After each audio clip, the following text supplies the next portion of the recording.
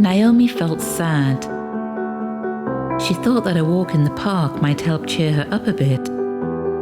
And although anything was better than being around Michael right now, not even nature could lift her out of this horrible feeling of doom. Naomi reflected on her 5-year-old marriage, remembering how it was at the beginning. Back then, Michael couldn't do enough to keep her smiling and happy. It seemed like 100 years ago, when all they could do was laugh and have fun together, talk for hours and hours, and share the most intimate parts of themselves without feeling ashamed, fearful, or embarrassed. They trusted each other to the core. It was Michael and Naomi against the world, partners in crime. Nothing could break their bond, or so she thought.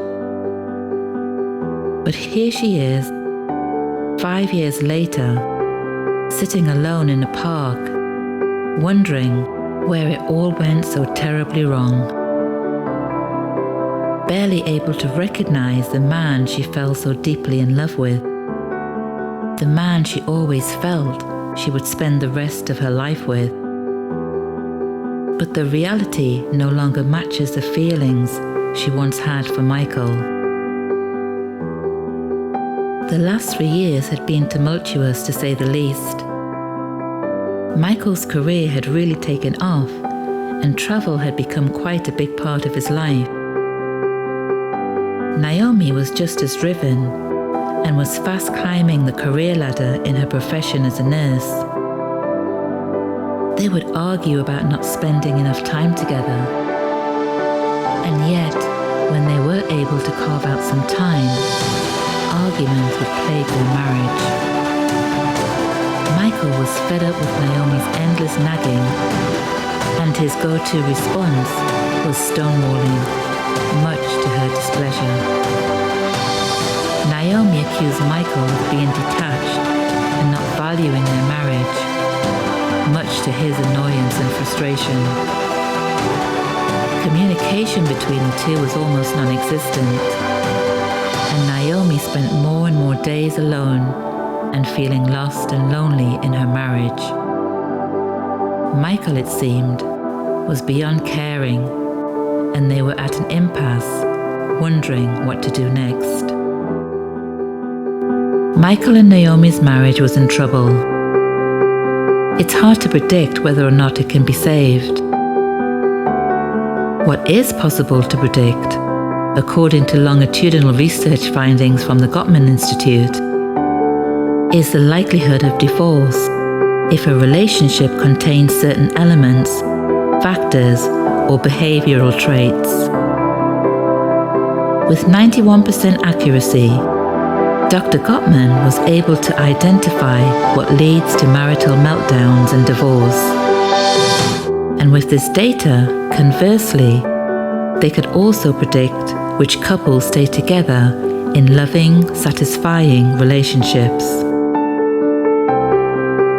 These are the 7 predictors of divorce identified by Dr. John Gottman. Divorce predictor number 1. Harsh startups. When you bring up a topic in a harsh way, it sets the tone for the rest of the discussion. Conversations tend to end similarly to the way they begin.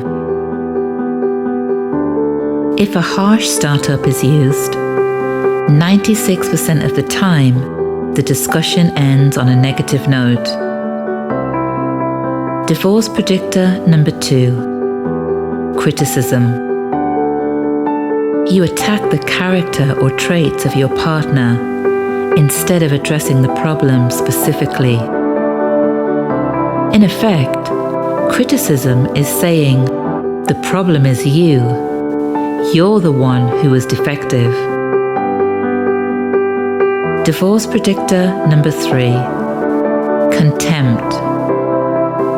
You look at your partner with disgust, disrespect, condescension, or sarcasm, or you often roll your eyes.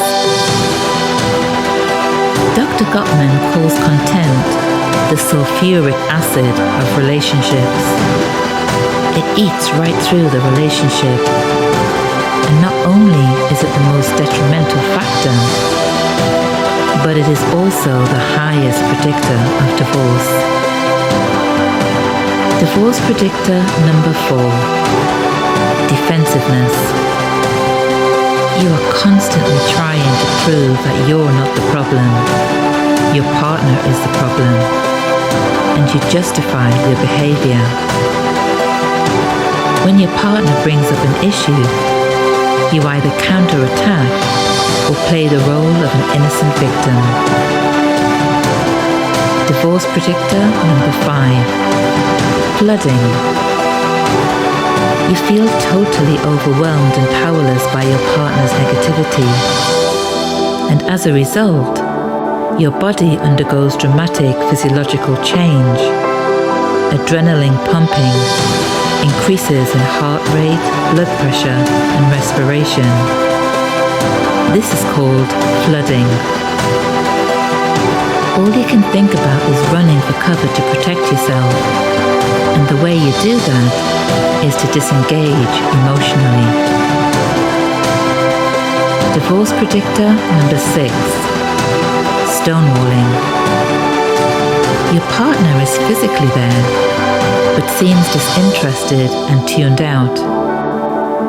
It may feel like you're talking to a stone wall. Stonewalling looks like withdrawal, silence, no eye contact, no response, blank facial expression, leaving, or being physically or emotionally unreachable. In heterosexual relationships, 85% of the time, men are the stonewallers. Divorce predictor number 7, failed repair attempts. One partner attempts to repair damage or de-escalation of conflict, but fails to get the conversation back on track. Their apology, humor, or any other means of easing tension is met with negativity by the other partner.